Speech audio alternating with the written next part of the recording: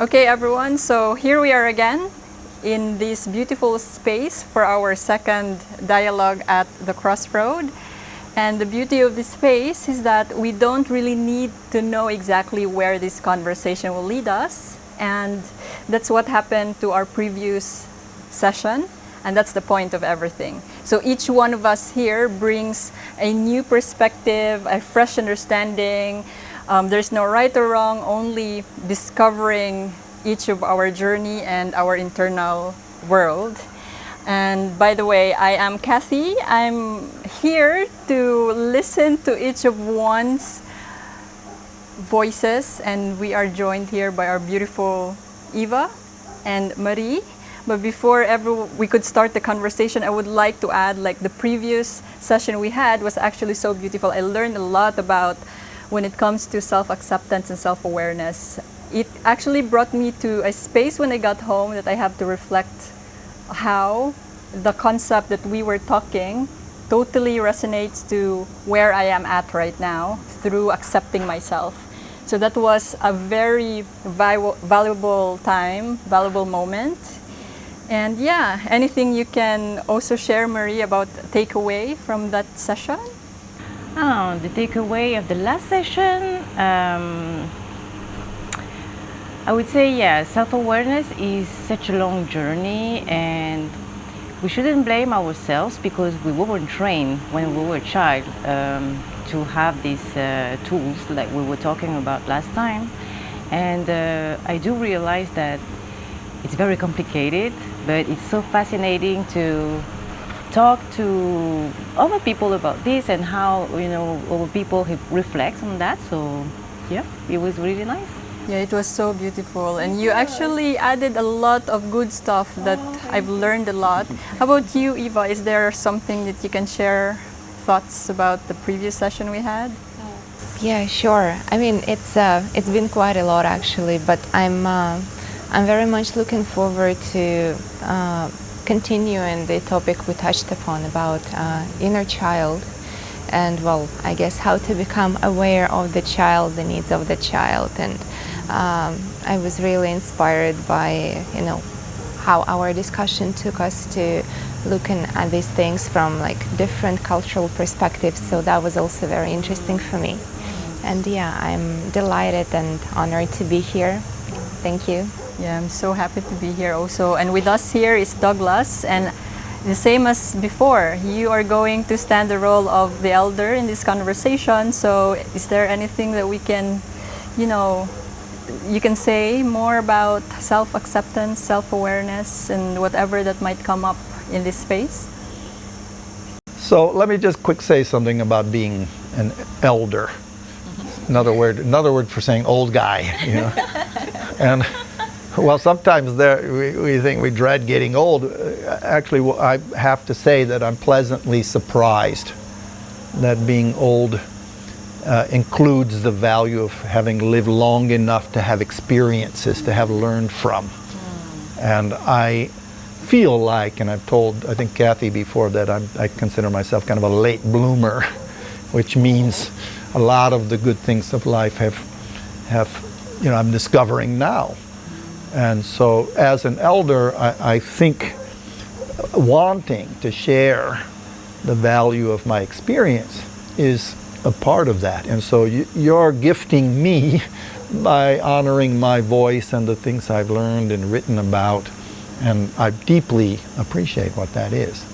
So, and yes, I think the other sort of credential or credibility that comes is that I have spent time as a psychotherapist and have written 3 books. Even though I don't know how to sell or market them, they're written and they have a shape and form, and they've given me a kind of a comprehensive overview of how I perceive the work I do and the ways in which I understand our inner life and the influences on our inner life. So, the name of the book for all 3 is called Living from the Inside Out. Okay, and the inside is our inner life. And like I think we've already acknowledged, a lot of times we're not taught to really know ourself in that way. So self-knowledge and self-awareness is something that we have to discover, often because what's there is problematic. You know, it's the emotions that are intense, it's the confusions that we feel, and what's that all about? How do I come to reconcile what that is?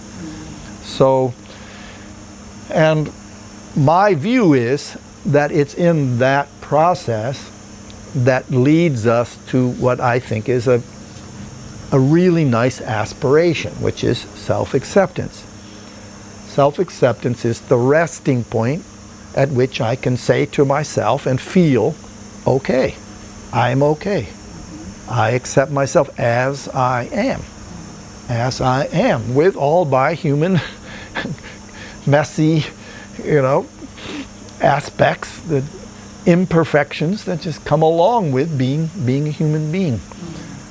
I call it okayness, okay, because it's not, am I happy, am I fulfilled, was my life a success? Well, it could be, but more importantly, I'm okay with who I am. Yeah. And this to me is a really important aspiration. And the way it plays out, even in this conversation, is that we don't have to be perfect, okay? We get to be the human beings that we are, and sometimes a little nervous or whatever it is, because that's what human beings are. Yeah. Okay, and that's also something that I think is an invitation. People relax, chill, be yourself. This could be good, it could be boring, who knows? It doesn't, we're not going to worry about that, okay? We're just going to have this conversation. So, and I like what has already come up from last time, this idea of what is inner child and how does that come from childhood, and so yeah, let's see where this conversation goes, and any thoughts you might have about what I just said about self-acceptance or self-awareness. I just want to have like a clear picture of what is it like the inner world is composed, you know, like which part of us, because it's so complex. Yeah. There's a lot going on, but I know there are concepts that we could use that people would understand that, oh, this is part of my inner world, which is emotion. But what other parts that they need to align, they need to kind of like not solve, but at least get to know first, so that they know like, okay, first I need to deal about this and this and this, and the alignment comes in, and that's where self-acceptance or the okayness flows. It's a great question, and at times it can feel overwhelming to think of all the complications of our inner world. And in the same way that we might think of an orchestra that creates music, and it can be beautiful music or it could be not so beautiful. What we can do is we can look at the sections of an orchestra. We have the string section, we have the brass, we have the percussion, we have the conductor. We have all of the parts that together weave into what then becomes the symphony, okay? The music that gets created. So part of understanding our inner life is being able to break it down into parts, okay? To create an orderly version of how we think about ourselves, okay? And for me, the three central parts to our inner life are emotion, okay, thought or thinking, okay, and body. And body involves not only our nervous system, but the way we move, the way we experience the here and now through our senses, okay? So it's when those three parts are in balance, they're relating to each other, that we gain an understanding of what is going on. Now in therapy, and different therapists take an approach that each one of those is a doorway to insight. I tend, as a therapist, to look at emotion first. Okay, what are the emotions and how intense or how strong are those emotions? And how does those emotions affect what I'm thinking? Okay, now we could go the other way. Listen to my thoughts. What am I telling myself? What am I worrying about? You know, and then we could see what emotion. What we tend to neglect is the body. What's the role of the body? Okay, how does our body generate, for example, a survival, fight, flight, freeze? You know, those are all part of our sympathetic nervous system. Okay, so any one of those is a doorway in, and what I really like to do is see the connection. Like I said, worry is anxiety plus thought. Under the category of thought, we might have beliefs. Okay, we might have anticipation or expectation, future mindedness. And basically with time, we start to get clearer, oh, that's what's happening. Okay, we don't choose it. We don't say, oh, I think I'm going to feel anxious now, and then I'm going to start to worry. It's happening. Okay, so then we become the observer of what it is that's happening. We gain just a little bit of distance from being caught in it, and we can gain more influence over how we regulate and manage our inner life. Yeah, that's such a beautiful explanation. I think a lot of people really need to know about this, because if you're just aware about, okay, this thought triggers the worry, and then you start to feel your heart beating fast, and you will start like hyperventilating, panic attacks per se. Right.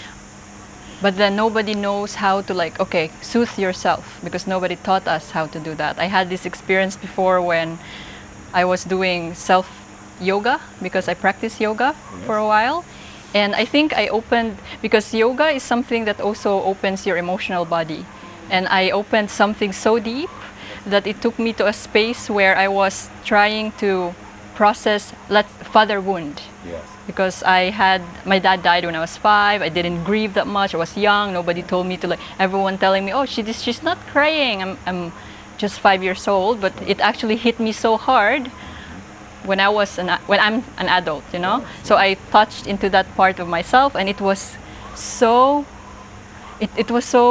intense, and I didn't know what to do, and I panicked. But it just so happened that I was connected with a friend, and I called him, and he was going through therapy, and I felt the safe space to tell him, oh, what's happening? What can I do? But I was in panic. I was crying, and I called him like, okay, Kathy, breathe. Just breathe. Just be present. Come back to your body. Okay, listen to me, and it helped me so much. So if people just know about how to soothe themselves, how thoughts could actually trigger, you know, like how your body react to the present moment, but how you can also pull yourself out from that, that will be so powerful for everyone, right? Absolutely. That's right. We can eliminate a lot of time and energy spending worrying or going through the painful parts of our life if we understand, oh, this is what it is, the direction I need to go in. Yeah.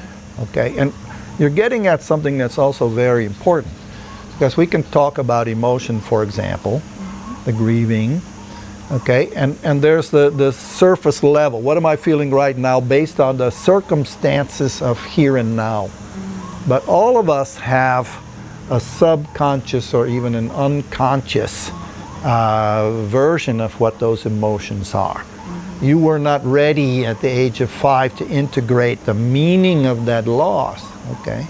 So you didn't have the direct emotional response that years later, when you have an adult insight about what it meant to you not to have a father through your life, then touched on through a physical movement, okay? The ways our body holds these unconscious or subconscious things. So again, here's an educational emotion is yes, it's on the surface, but it's touching into that which has developed You know, it's the story of the kid who got bit by the dog and now he's afraid of every other dog. So the fear comes from a situation, but it's embodied in an undercurrent of belief or expectation. And all of us have that, and this is where self-awareness can also be so important, because we can listen. What comes up? How strong is it? What's the trigger? What is it? Maybe I've avoided something for a long time. What is it I've avoided? Is this the time for me to face it? Am I ready for that? You know, these kind of. I have a question here, if I may. Speaking of the unconscious, so you mentioned that there are, generally speaking, 3 doorways to access what's happening, like body, emotions, thoughts. I wanted to ask about visual, like mental images, representations, you know, like daydreams, imagination. When people would just create something artistically, like where does that land? Because it is basically projecting whatever it is in the unconscious and giving it some either physical form, or it can stay in the mind. I mean, for example, my brain is very good at daydreaming. Basically, when I was a kid, I developed this routine of showing myself a movie, so that was like my primary defense mechanism. When I was a kid, I would withdraw, and I could like control it to some extent. Like I could decide, okay, now I'm not very interested in what is happening around me, or I don't like it very much, so I'm going to watch a movie in my head. But it's still like very visual. Yes. And so yeah, just wanted to ask you about that. Yes, we have what I call the hypothetical domain. It's kind of a fancy way to say our imagination. So our inner world includes a whole space that is often what we would think of as in our mind, okay? Our mind is a very active and fluid place, and we can sometimes withdraw completely from the world we're in and exist in our thoughts, in our mind, in the hypothetical domain. Now, there's one version of it called stream of consciousness, okay, where there's no application of our will on the kinds of thoughts we're having. So controlled thoughts are on one end of the spectrum, stream of consciousness is on the other. And it can be very healthy to just allow our thoughts to go wherever they want, okay? But if it's fueled by anger or guilt or fear, wow, those thoughts are going to take us to places that might be fueling more of that, okay? And if it's just unconsciously happening and we get quite removed from the actual experience of living life, then it becomes a little bit concerning. We can be in a delusional or a psychotic condition, like so far in our own thoughts that we're no longer functioning. It's extreme, and it's not what you described as an example of that. It's a normal thing for children, particularly when the adult world around them isn't present to them. You see, the adult world is busy doing what adults do, and we're alone in the present, which children are. Then we can often revert to our imagination or our hypothetical domain as another place to be. Thank you. And I guess just to clarify my question for myself as well, I guess I was asking, can this material, like this visual material, this imagination material, become another doorway to accessing whatever is happening in the psyche in general? Like, because it's not exactly an emotion, and it's not exactly the body, and it's not really a thought, like there is no rational reasoning. It's more like storytelling or just art, basically, I guess, as a part of storytelling. Yes, and it's important that we create the space for that stuff to emerge, okay? Because it's allowing the unconscious to emerge, and usually those storytelling has some beneficial effect, either in the ways that it tells us what it is to process. If it's loaded with guilt or anger, then it's like, oh, something we need to pay attention to. But maybe it's just fanciful, and playful. And it allows us to be able to find a freedom to express ourselves in those kind of ways. Now, there's a couple of versions. One is, we say, the personal unconscious. So it might be directly related to experiences that we've had. Jung and others have talked about a collective unconscious, so that our individual lives are also influenced by a huge pool of what's experienced prior to us. Okay, and that what comes through us isn't just unique to our particular life. It actually has to do with, we're part of humanity, past and present, you know. So, but there's a healthy benefit to creating space in our life that allows for that unconscious to emerge. Dreams are often thought of as another way for those things to come to the surface. And so lots of people pay attention to what kind of dream did I have, and maybe interpret it through symbols. My own take is, I always ask a person, what was the emotion in the dream? If your dream was a frustration dream or a fear dream, generally it's telling us there's something in your subconscious that maybe we need to figure out. What is that emotion about in your real life experience? So, You know, your question reminds me of, you know, when you pay attention to kids drawing, for example, it does tell a lot about their inner world, because I think they don't have the maturity to express properly what they feel, and you know, even as an adult it's very difficult, because most of the time when you say, hey, how are you? I'm fine, I'm fine. There are thousands of words to express your emotion, but most of the time it's fine, okay, and that's it. So I think for kids, creativity, imagination, it's this expression at the moment. So, you know, we always pay attention, especially as a parent, when you have a very morbid or very very special drawing, you know, from your kid, and it's like, oh, what's going on in his life at the moment? So weird. But I think there's a way to, every person has a way to express the inner world. So it can be art, it can be conversation, but like you say, you know, the doors of the thoughts and emotion and body. I would, in my practice, I would focus more about the thoughts, for example, because you know, the concept of the non-violent communication with Marshall Rosenberg, he said everything that you think will generate an emotion, and this emotion will generate an action. And I do believe that you cannot deal with your emotion, like you cannot suppress them. It exists, but your thoughts will have an impact on your emotions. So the only thing you can change is your thinking, according to me.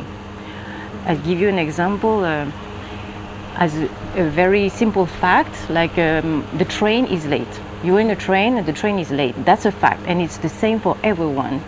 But maybe in this train you were with your boyfriend, and you know, he was about to leave, so this fact will generate you some joy because you can spend more time with him.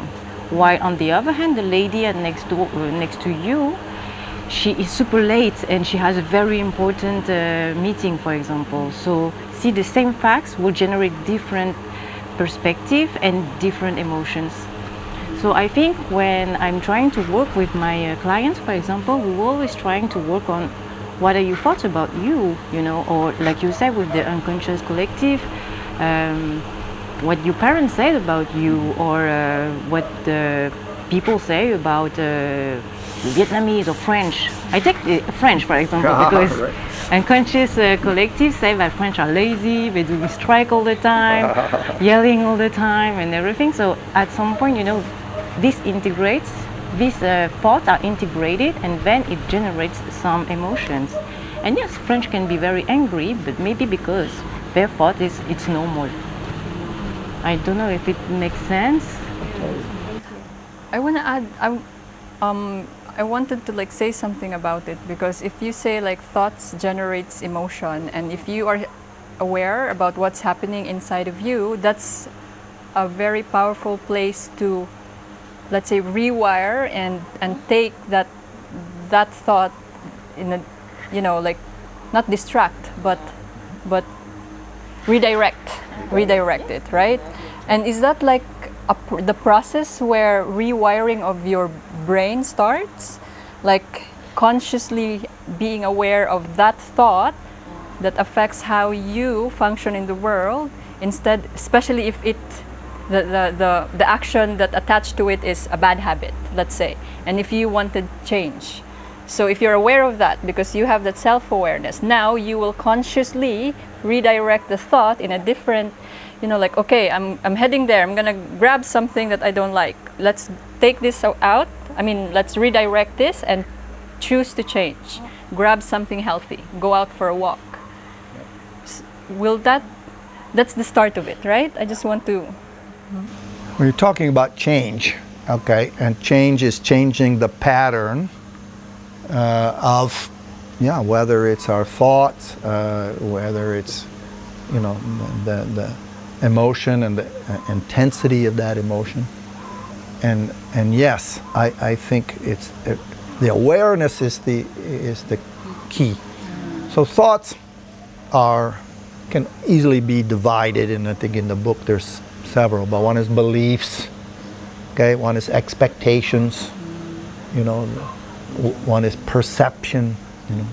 So we interpret reality, just like you said, through the lens of how does that affect me, or in some cases, who's to blame, or, you know, there's a lot that goes on in the way we think about the reality that's happening based on our own circumstance. And yes, then it generates an emotion. So I like to think of it as a two-way street. The emotion affects the thought affects the emotion, and it is doing the dance with those two in ways that gain insight, and then also bringing it back to the body, okay? Because for me, almost all healing is when we bring it back to here and now. And here and now is living directly in the experience through our senses of this moment. You see, the hypothetical domain is not related to time. We're caught in a set of thoughts and feelings, and it takes us further away from the deepest connection to ourself. So almost always it's trying to weave ourselves back to being more present to the here and now, recognizing the kind of thoughts we're having or the emotion that influences us. See, for me, there's also a very critical breaking point, because when emotions get to a certain point, see, the triangle says broadest perspective when we're feeling the least emotion. The calmer we are, the more open we are to perception, okay? The stronger the emotion, the narrower our perception is, and at some point it starts to dominate our thinking, okay? A strong emotion, anger is a good example. We start to have angry thoughts that generate more angry thoughts and rationalizations of why I'm so angry, and then we lose the perspective. So what I like about your book is that you present this as a triangle, meaning that there's no priority in that. I'm not saying that thoughts are the priority and then the emotions, but like you said, you know, it's all these things are kind of like KPIs. It's your internal indicators. So when you see and you pay attention on one of them, and for example, the yoga will pay attention on the body. When I coach, is paying attention on your thoughts, and maybe you, it's more focused on the emotions. So there's no just one way to see and to approach your inner self. And I believe that the most important thing as self-awareness is the attention, because what I've learned is that you cannot be attentive to several things. And because we have thousands of thoughts and we don't really know how to express properly our emotions, if you don't pay attention, it's very complicated to have focus and consciousness on this stuff.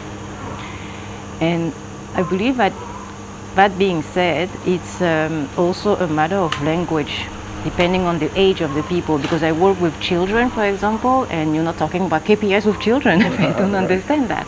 But you're talking about the forecast. Like, for example, what is your inner focus, what are you thinking at the moment, and how are you feeling in your heart, and how are you feeling in your body. And then talking to adults is more about KPI, because we need to adapt also our language for that they can better understand.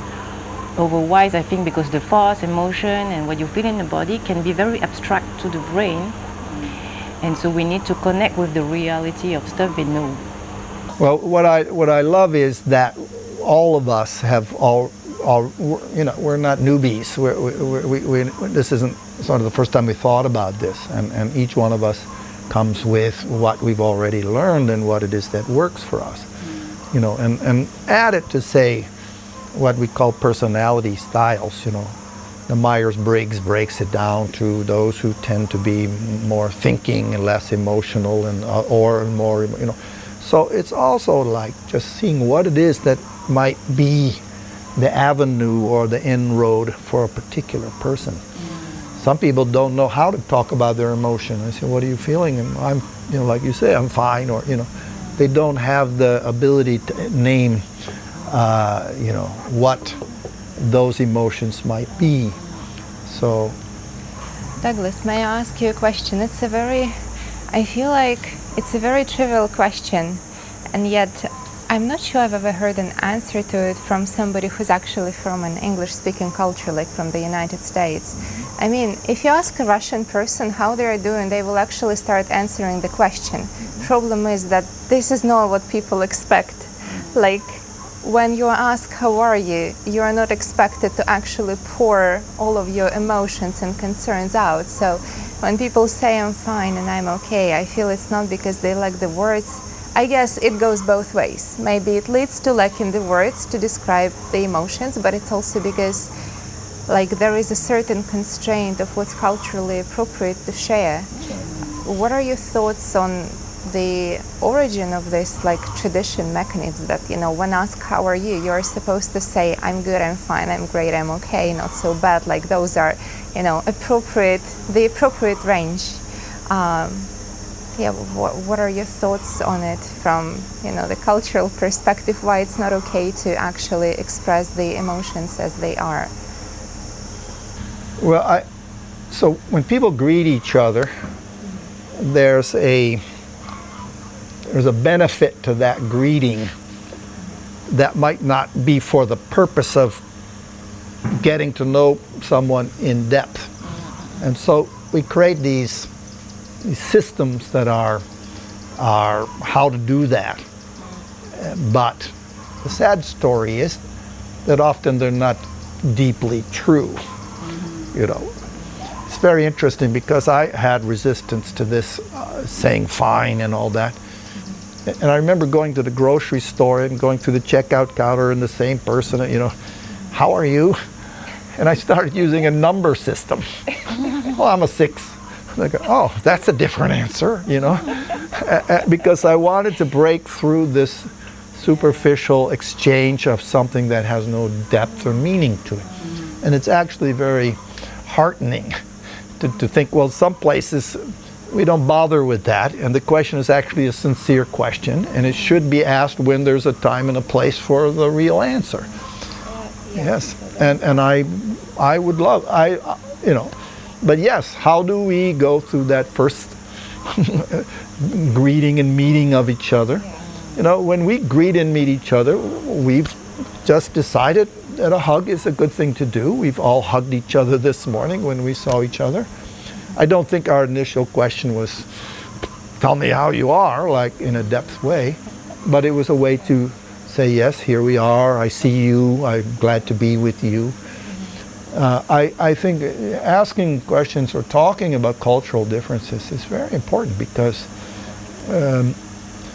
while there is a universal truth, I think, and a lot of the inner life can be relatable, I think we also have these different variations on how we go about these things. And some are lead us into a kind of superficial, everything's okay, when in fact it's not, you know.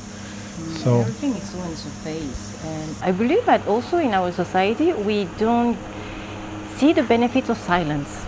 you know. Just take your moment, like when I say how are you, and if you take 10 seconds to really think about, instead of automatically say, hey, fine, you know.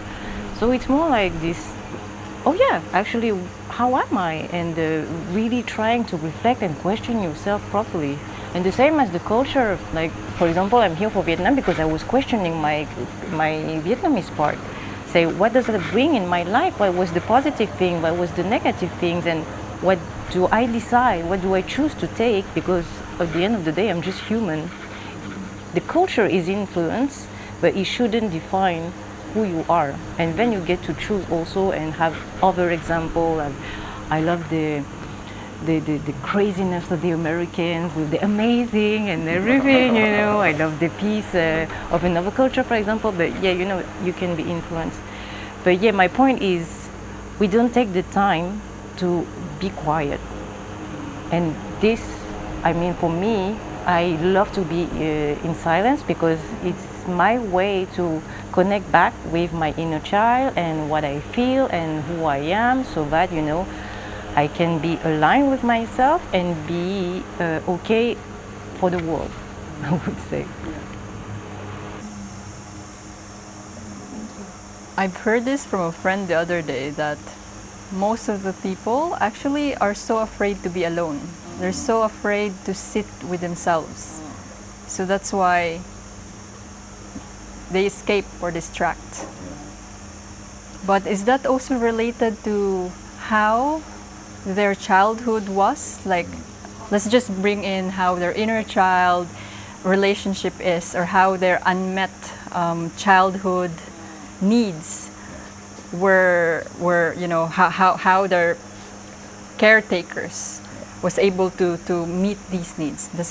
Is that also affects why they keep on, you know, instead of sitting down, they choose to escape? It's a great question.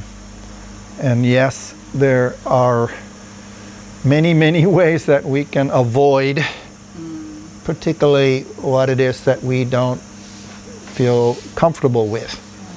So in the fight, flight, freeze response to a threat or a danger, flight is avoidance. Okay, how far can I get away from what it is that is a perceived threat? And yes, there are people who are afraid to look at their inner life because they've repressed it or avoided it successfully for so long that there's a fear that there might be more there than they can handle. So yes, we can easily stay stimulated, external, keep ourselves from knowing ourselves in a deeper way. There's also a reality that I think is quite important to understand, is that while that can be in some ways a healthy coping to avoid what we're not ready for, okay, it's not meant to be a lifetime job, okay? Coping is not the same as living. And what can happen is your coping wears thin. And there's a point where the anxiety creeps because I've been avoiding all my life and now it's harder and harder to avoid. You see, and that's where unhealthy coping starts to, you know, that's where alcohol or drugs can get involved, when we just keep doing the things that help us stay distracted. And often, I mean, therapy is often a good example of someone who says, I need to, because I'm finally ready to what is all of that I'm deeply avoiding or afraid of. Often it's the fear of being overwhelmed, okay? Not having this orderly structure to say, no, we can take it one step at a time, and we can be okay, that pain is tolerable, and we actually move through pain when we face it, when we name it, when we understand where that came from. So, yes, we do know, maybe we've been that person, you know. I would say probably for me, in most of my 20s was much more about avoidance than it was looking at myself or taking responsibility for that, you know. So when you say pain, Douglas, that pain might came from unmet needs Yeah. of a child, right? Can you tell us more what are these needs so that we're aware, like, okay, have like personal check-ins? Yeah. Okay, so this is a big topic, and it's one that, you know, we sort of named as being probably a good thing to bring to this discussion. Is actually the title of my third book, The Needs of Childhood and the Tasks of Adulthood. Okay, and you're touching on exactly that. The tasks of adulthood have to do with whether or not, or to what degree, our needs were met. Okay, so while I came up with 7 needs, I don't claim to say this is a universal version. Okay, if I asked each one of us, well, what do you think your needs were? Maybe you would come up with different ones, or the things that may have different words. And just to be really clear, the needs I'm talking about are not survival needs, air, water, you know. What I'm talking about is the needs that, when are met, bring us to the place where we're at the self-acceptance, the okayness, which then means we can live into the potential of our whole self, because we're not swimming in the pool of our unmet needs, you see. It's the point where we say, I'm not worried, for example, of being unsafe unduly, you know. So, yeah, let me just name them, and then we can pick one or two or whatever, and we can go further. So the first one is safety. Okay, a child who grows up in an unsafe environment develops coping strategies that are very different than a person who grows up in a safe environment. Okay, really quickly they become more vigilant, externally focused. Where is the danger? Who is the danger? What is going to happen to me? There's an element of fear that's a chronic or a constant element in their life. There's also what we could call the neglect or the abandonment of that inner child, who would feel perfectly safe to be doing what they do, okay, if they weren't externally focused. So the shift goes from an internal comfort to an external alarm system, okay? Now, over time, yeah, that has a pretty big effect on people. And we can talk more deeply about what is safety, emotional safety, and can you be safe and unsafe at the same time? And, you know, it's not as simple as, and I also clarify, I say safe enough, because life isn't safe. Change itself means there's risk and there's change and there's things, okay? So, number one is safety, number two is guidance, another big topic. And for me, the same applies to creativity as to that there's structure and there's freedom, okay? And the responsibility of adults for children is to create the right amount of structure so that the freedom is channeled into development, you see? We talked about it last time. Not enough structure means there's not a channel, and it can be overwhelming for a person to have all of the choices that they're not guided by, you see. Too much structure can be stifling, and a person can lose the sense of self in terms of the freedom to have their own life, okay? The third one is the one we've talked about a lot already. It's acceptance, okay? And acceptance is kind of an umbrella term that usually we gain when first we've been accepted by others, okay? And often that's through a sequence of things like approval, validation, belonging, and feeling a connection to the okayness of who we are, okay? The other thing that's important is that there's an opposite side of the spectrum, because acceptance is such an important thing for our well-being, the fear of rejection can be one of the greatest influences. And there's many people who don't have a sense of self where their self-worth is intact. And the fear of rejection, invalidation, disapproval, being an outsider, okay, is as much of an influence as the aspiration for acceptance. So number 4 is nurturance. And probably the best metaphor I can think of is a garden. Okay, a garden needs certain conditions, sun and water and soil and you know, protection from the weeds or whatever.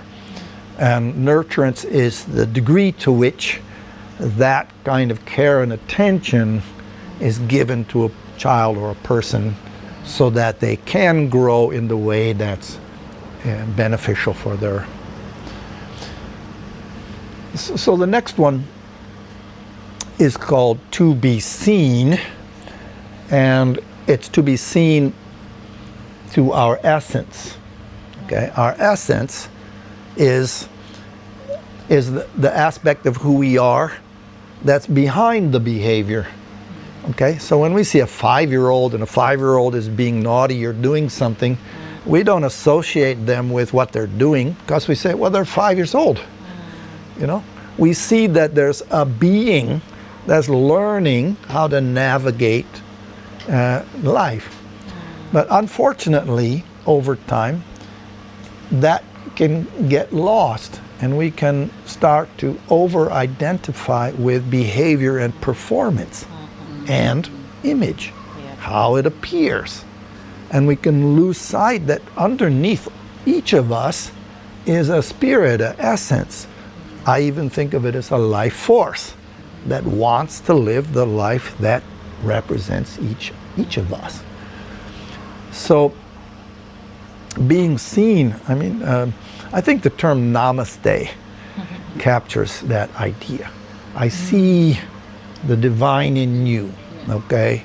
It's seeing through this surface level where all our confusions play out, okay? Or our need for approval or whatever it is, okay? And to be seeing through to our essence, I think is a need. Number 6 is autonomy, okay? Now, again, we talked about how this might be culturally disparate depending on the culture we come from. But essentially it's this. When we're born, we're not ready. If we're told, okay, good luck, have a good time, we're not ready. Okay, and we're not ready when we're 3, and we're not ready when we're 5, and we're not ready when we're 10, and we're not ready when we're 15. Okay, we're getting ready. And what are we getting ready for? We're getting ready for the life that is our responsibility and freedom to live. So autonomy means each one of us is unique. Each one of us owns the life that's ours. And that to be autonomous is to take that freedom and live it. Okay? We are the decision maker, as messy and as fraught with mistakes as it might be, of the person we are. Okay? And it doesn't mean we don't belong to community or that we're not part of humanity. It means we each have our own version of that, you see. The last one, I think, is a need that has to do with how we discover life, and it's through play. Okay, guidance can mean where the adult says it's time to learn math now, it's time to learn how to read. There are specific things that are important for you. Okay, play is the unguided part of how we discover life that's ours, and it comes through expression, it comes through playful experimentation, being open to the here and now. And children, when they're allowed to play, they don't have any trouble with that, okay? And whether it's the way they move or the way they imagine things, and if it's not fraught with judgment or, labels of what's good or not good, then that play has a disinhibited quality to it, a freedom. And when a person continues to stay disinhibited and playful all the way in their life, then there's a lot of room for life to become a creative act. So those are the 7 what I call needs, and yes, then we can start to look back and go, oh, okay, to what degree, in who and what ways were those needs met in me, and to what degree and in what ways, as an adult, am I still trying to meet those needs? And when we understand what that is, we get a lot more intentional about how that goes. What we can do, how they're interrelated. You see, for me, for example, play, and here we are in a creative play residency, is a way to overcome the fears that I might have about whether I'm okay or not, or whether I'm, and to say, it doesn't matter, the expression of myself is non-judgmental. So there's all these ways in which the interrelatedness of our needs become the way that we can bear responsibility for. It reflects a lot on the way I raised my child. And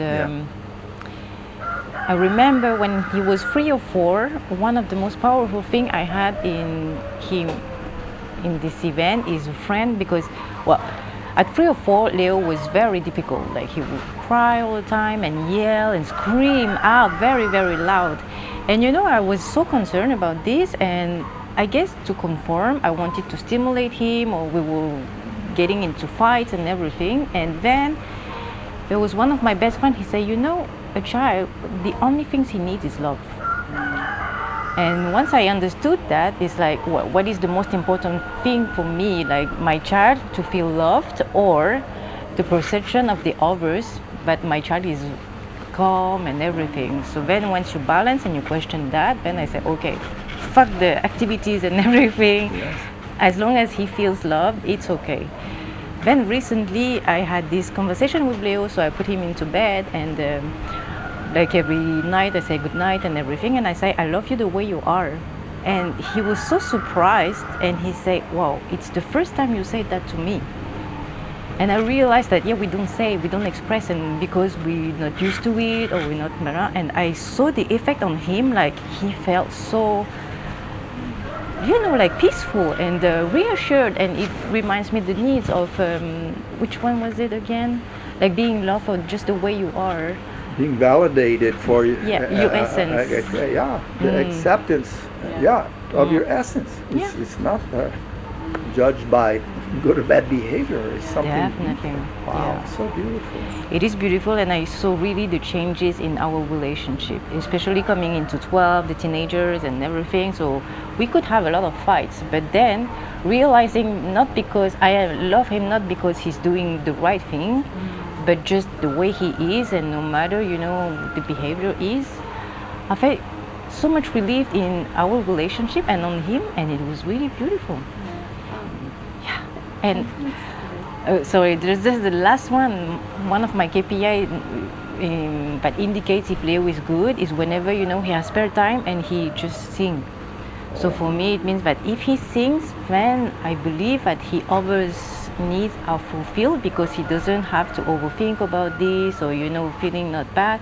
So whenever I hear him sing, I say, okay, everything's fine. So then I can, take care of myself or do other stuff, or But I think, it's once you understand that every human has different needs and how we can fulfill, and then learn to this human how to fulfill by themselves, and not expecting from the outside to fulfill them. I believe this is when you are in peace. Thank you. I had a question related to just that, what you said about well, unconditional love, they call it, I guess. And I have a personal story which I think could be an interesting example, but I will ask the question first. I mean, that was a lot. Thank you, Douglas. Speaking of the needs, like lots of questions, and I guess I can combine one, both related to safety and to acceptance, because it could be manifested on different levels. It could be about physical interaction, I don't know, physical punishment, lack of physical safety. It could be verbal, like verbal aggression, verbal lack of acceptance. And it could be non-verbal, you know, not physical, not verbal. Thing is that, as I mentioned before, I have a pretty self-aware and self-conscious mother who did her absolute best to, you know, raise a happy child, and I would be explicitly told on a number of occasions that, you know, we love you the way you are. We don't care about your grades at school. We don't care about your external success. Problem is, I knew it wasn't true, like on some level, deeply. And it's not my parents' fault, but I just couldn't believe it deep down. And the opposite situation happened when I was with my other grandmother, who wasn't very psychology savvy, let's say. And she, I was painting my nails red, and I was maybe the age of your son now. I was 12. I was painting my nails, and her sister said, like, wow, you let her do that? You know, it's a bit like, is she not too young for that? And my granny was like, well, you know, she's such a good girl. She's a straight A student, so she's doing really well. So we allow her to do such things. And I was like, whoa, hold on a second. So if I weren't a straight A student, you would treat me differently? And she said, like, of course we love you so much because you're performing so well. And I mean, that was a very stupid thing to say. And I cried, and I got so angry and upset with her. But also I knew that she didn't mean it. I knew that that woman actually did love me unconditionally, very strongly, and she was trying to rationalize that, you know, if I want to raise a good child, I need to create some incentive, like I need to put these conditions, otherwise a child would be, say, lazy. But in fact, on emotional level, she just had so much warmth and so much love, and she would just pour it onto her children, as opposed to the case that I mentioned before, when the person would explicitly tell me, like verbally tell me that yes, we love you no matter what. But at the same time, I could feel that there were a lot of things I had to do to take care of that person's emotional regulation. You know, how I had to behave to make sure I don't upset them. And maybe, again, this is me taking too much responsibility onto myself, thinking that my actions can affect that person's emotions. But I mean, I felt like to some extent, at least, that was true. So yeah, I guess going back to the question, what are these levels and how do you differentiate between like real acceptance and just acclaimed acceptance, and what are the nuances of those? It's a beautiful example and painful of the role of approval and acceptance, okay? And because, you know, we put kids in school and there's constantly a system of measures as to whether they're a good kid, a bad kid, they're getting the good grades, or so we create performance as a way of seeing who we are, okay? And yes, it can be very confusing then, because the message that you were given is, yes, we accept you, but we're so damn happy that we can approve of you, that we give you more freedom than maybe you're ready for. Maybe then, so there's this mixed message, right? Somebody's saying, should a 12-year-old paint her nails red? And the answer is, well, this one, yes, because she's gained our approval. And you had the sensitivity and the insight to go, but that doesn't feel right. I'm gaining a freedom based on my performance rather than a deeper version of what that might mean or how I might feel from that. And it's not, as you say, a contradiction. She truly does and did accept you, but that approval piece becomes an obstacle, okay? Because that's where instead of seeing the essence, we see the behavior, okay? We see the performance. And this is a real obstacle. Performance and image. Think of what a big deal that is for us. You know, and especially now in the world of Facebook and all these ways in which we create these images of ourselves, and we get caught in that way of seeing each other and ourselves. And it's really then hard to trust that we are seen to our essence and we are accepted. I'll just give you one quick example, because at some point I learned that and I applied it to my art. Because I'm unskilled, I'm untrained, I'm untalented, I'm no good at it. And that gives me all the freedom to do it anyway. You see, somehow getting the judgment, the approval out of the equation is where that freedom is. Just like everything, it happens first with the adults in our life, and then we take that into ourselves. And what we often have to do is overcome the limitations that came from those adults, which of course is normal, and to go, oh, okay, that's where those limitations were. Now, one quick comment about that, because we almost always have to look back and say, what did my parents do? How well did they do it? You know, where did they fail? And the important thing is not to get caught on blame and judgment.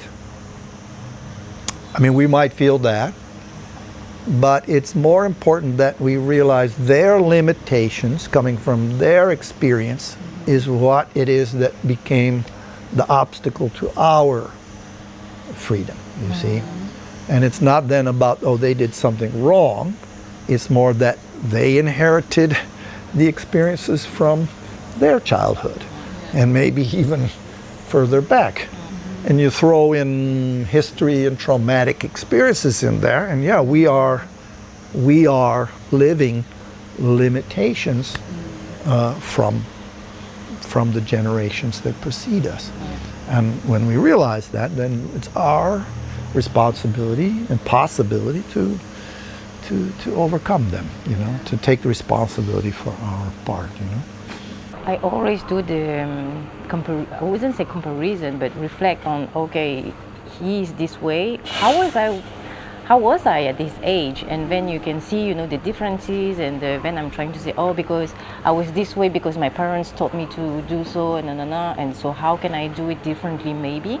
And if I'm doing differently doesn't mean it's better, but it's just trying to do something different and see how it goes. Like, for example, this is the first year that Leo is going school online, because like you say, I don't really agree with all this grade and stuff and measurements, you know, that we had seen in his past.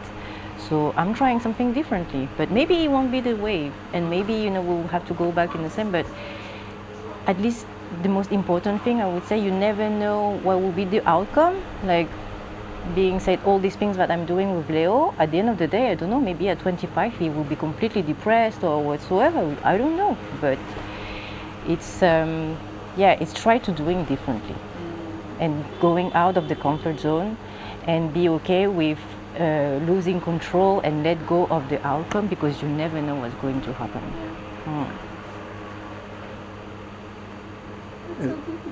Yeah. But like you say, parenting, I think I am this way with him because I took care of myself first and my inner child. And one of the most striking exercises I had during my coaching training was this exercise of the mirror. You know, when sometimes you get mad to someone and I try to reflect on yourself, what does that tell you? And usually it says that your inner child is talking, you know. And there was this beautiful image of, you know, your inner child, if you don't let your inner child express, it's like putting a child in a how do you say, in the toilet, in this very small room, and you lock in, and then no matter how much the inner child will scream, you ignoring it, and it won't go well. It won't go better as long as you don't open the door and say, okay, what's happening? What's the problem? But it's I think the most important relationship we have first is with our inner child, and once we do that, we are more aligned to take care of the others and to have a better world and everything. And all this violence in the world, I believe that because people don't reflect on themselves. Yes. They prefer to accuse the others or accuse the society or accuse the system, while if you look inside of you, maybe you can try to change some stuff also. And like, how do you have any, maybe somebody can share some methods of how to access that? Because I was just thinking about it yesterday evening, actually. My brother told me that our family pet passed away, our dog, and well, my inner child did have a certain reaction to that, but what I did was I got right back to the lecture that I was studying, and I just ignored it completely.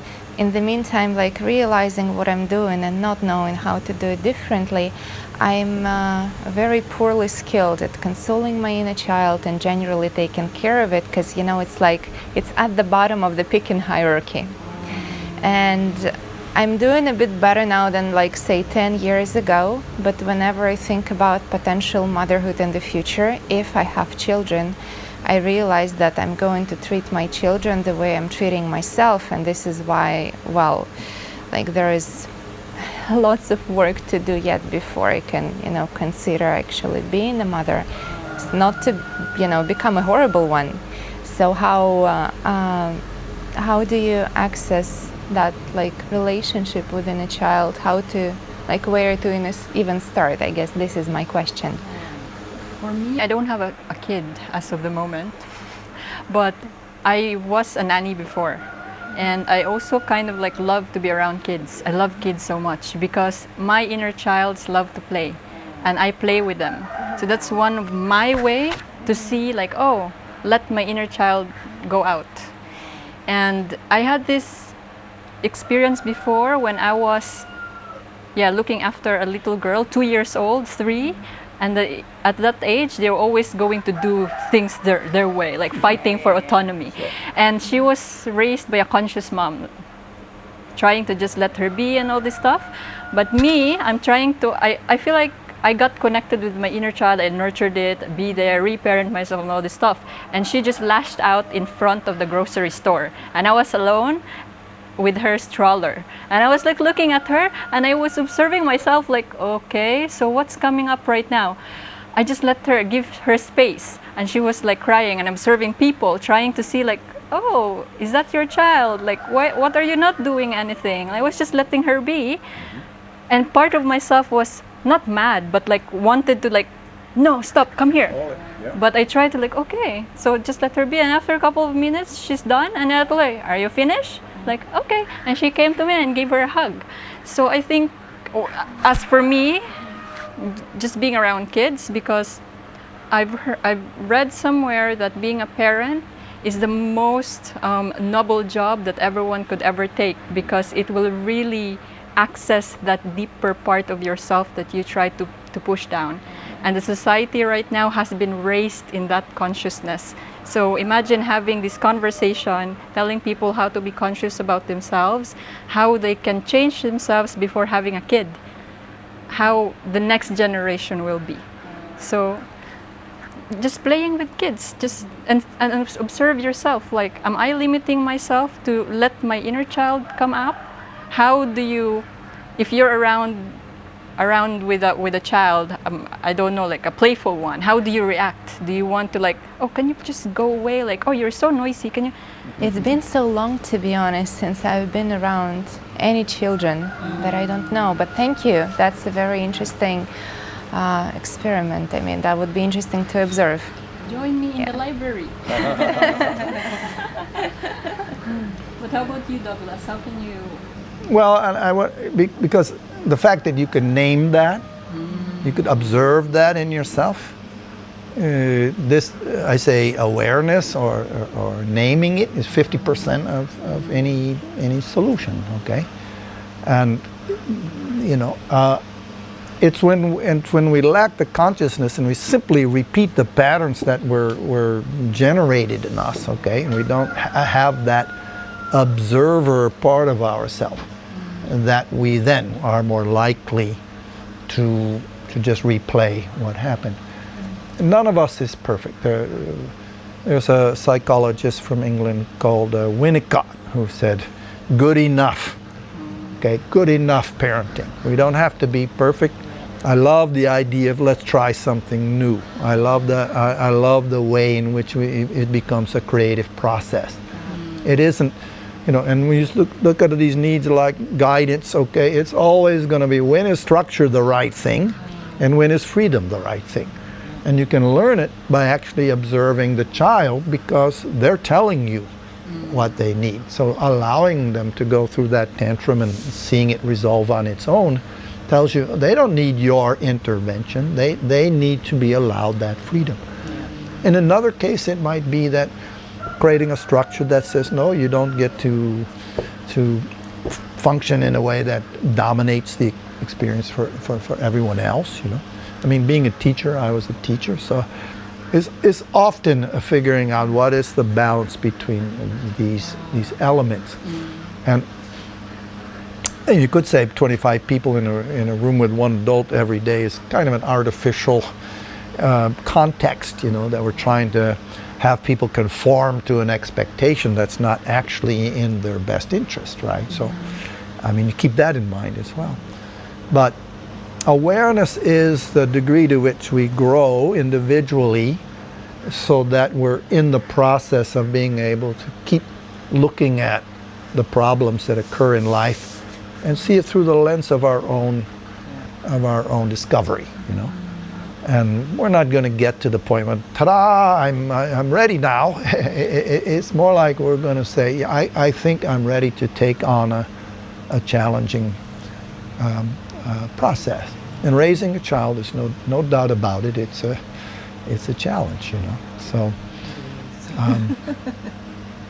Yeah, but not as bad. Like you say, having a child is being close to, this childhood things, and playful and joyful. Because when you're a child, you don't think about incomes, money, and what people think and everything. You just be.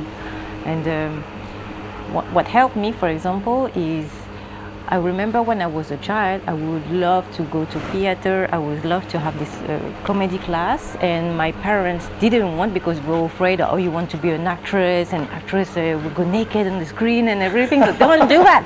Never do that, So I remember that they suppressed it, and it was kept in my unconscious or stuff. But I didn't allow myself anymore to think about it.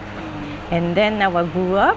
And actually, it's funny enough, because I remember this when my dad died.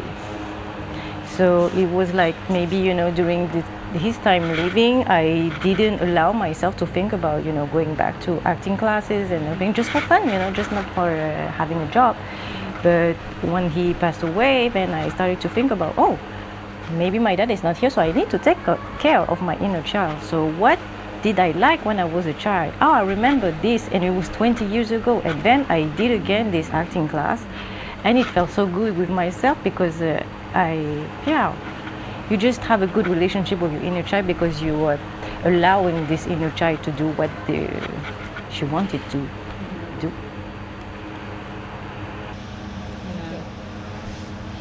That word want, see, like you say, a 3-year-old, a 2-year-old, a 4-year-old, they know what they want.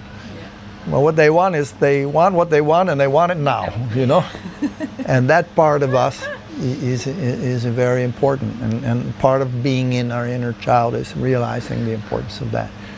But also, what we learn with maturity is to say, okay, sometimes we don't respond to that level of desire, because there's something else we want, which is to be well. To feel good about our life, what's good for us. So we compromise or we limit, we prioritize what it means to have a sustainable sense of our well-being, sometimes by giving up that initial what I want when I want it. You know? So that's growing up. That's maturity. Okay, and to take it a step further is when we also align what we want, our well-being, in terms of how it fits into humanity itself. So it doesn't mean we deny any of those early wants or desires. I mean, it may mean that we restrict it, but it's always putting it in the context of what's my well-being and how does my well-being fit into what's good for humanity. So going back to our inner child sometimes means going back to that I want what I want when I want it. Because maybe we were so schooled and so focused on what somebody else wanted, like your father, that we denied some of what that is.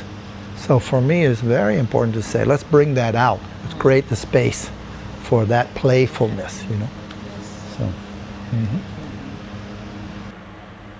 I want to add something, but I forgot what it is. It's about like people grow old. People stop playing because they're old. They grow old because they stop playing. wow. Yeah, there's some great quotes by people like Picasso, or where you know they really identify the importance of having play as a way of being, you know, and I think that question is a good one. When we lose what that is, then maybe the vitality of life or the optimism, the joy of living diminishes. And when we say, oh, you know, to be playful, even as an older person, is where the freedom is where the... All right, everyone. As much as I wanted for this conversation to, you know, flow, I love it so much, but we are almost at the end of our time together. So it would be amazing, perhaps we can share like an insight, a thought, like a takeaway before we end this conversation. And it's not about how big it is, but what feels true to ourselves right now at this moment about what we just had. Anyone who want to? I need some time to reflect. Yeah, let's take a moment.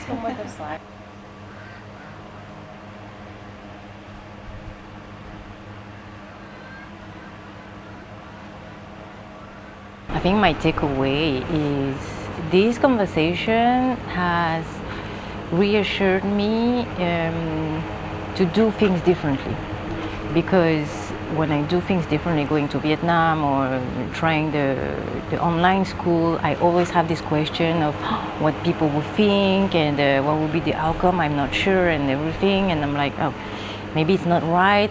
I always question myself, and talking about this reassured me that yeah, it's okay. Just what you said, you know, like at least you tried differently, because we see the result of this actual world. If we don't try to do something differently, it will be the same results all the time, and on and on. So I'm okay, and I'm good, and I am, yeah, I'm okay with my decision now. So thank you. Yeah. I want to say thank you, Marie, for being here and expressing everything who you are, because as a mom, I know how hard it is, like to have a child and to raise them alone, all this stuff, because I was raised with a single mom. So you're doing a good job. It takes courage to do that. And what my takeaway from this conversation, everything, is that this conversation is something that we should put out there, because for me, who I am right now, I'm a nurse. Before I had like psychology and all this stuff, but I don't have the credentials as you are. You're studying right now. It's all based on experience, all based on play, because I let my inner child go out, but sometimes it's too much freedom, too many options. But but I had the wisdom from that experience. And people could learn a lot with this kind of conversation. And come to think of it, if someone could raise a child with a different way, instead of how the society tell us to be, that's what you're currently doing right now. But it's pretty challenging to peel those, layers of yourself to go that way, in a different way. But having this conversation make them feel at ease, being okay of doing different stuff, being like following what feels good to their kid, not just for themselves but for their kids. Not lash out because that's how they were brought, but let the kid just be and accept them for who they are, not because they want them to mold who they want them to be. So that's my takeaway. Like, this conversation is so beautiful, and I'm happy to be here.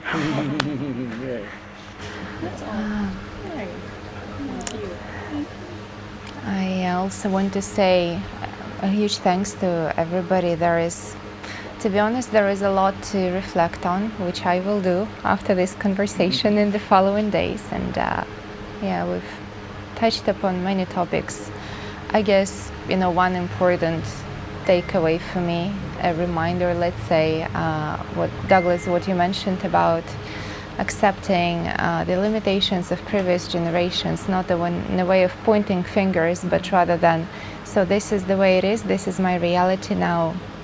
I have the agency, I have the responsibility to shape my life the way, maybe not completely the way I want to, but there is a certain degree of what we can influence. Because I feel like with therapy, with self-discovery, and I am still going through that process, it sort of directs this way of thinking that, so that's why I'm like this, that's why it hurts. So there is a lot of, I feel like at initial steps, some part of blaming is inevitable just because everything is new and like you didn't know you had this limitation and now suddenly you discover that you do, and it just feels unfair. And of course it was even more unfair to the parent probably, like they probably had it much harder. But this unfairness can, tilt the perception of the situation. So it's a very good reminder to bring yourself back to the present. And so this is the landscape that I have, where can I go from here? So thank you for that. And thank you ladies for sharing your personal experiences. It's very valuable. Yeah, that's really what I was planning to say too, is that how quickly we take the world of ideas and test them within the relevance of our own experiences, and to tell stories and to bring it to what ultimately then becomes helpful. And what you just described as this realization that yes, actually one of our tasks is to overcome the limitations of the generations that preceded us, okay? And when we see that is what our task is, then it becomes maybe less about how angry I am, or although angry might be the emotion that's consistent with the unfairness of something, but we see that as the task of adulthood, to gain the responsibility for ourself as separate and autonomous beings, okay? It goes back to that need. So what I really appreciate is that we can take theories and ideas and a roadmap of how it is that we even think or talk about these things, and we can bring them quite quickly to what does that mean for me now? How is that helpful for me? And that's what my hope has been. I work with individual clients, and I can do that as we go step by step through what that experience is. But I'm really liking the fact that we can do that and bridge the difference between, okay, we're sharing ideas, but we're taking it in a way that is I say relevant, speaks to us, and helpful. Something in this is going to be poignant, and I'm going to be able to use it as part of my growth and the journey I'm on. So And I agree. I don't know who it is that's ever going to watch this, but there's a chance that it might speak to them, and especially when they hear from each of us what it is that might be personal, and say this isn't just a high-flying idea. This is also people talking about being alive and sharing their life. Being human. Being human in this messy thing called life. So, yeah, thank you. Thank you. Thank you for opening the space. Thank you for being here. Thank you for saying yes. And thank you for you. Thank you for myself. You're welcome. Well, yes, that's the end of our conversation today. And I hope we took some value and reflections and all this stuff that each one of us brought into the table. So that's the second episode of our Dialogue at Crossroads. We'll see you next time.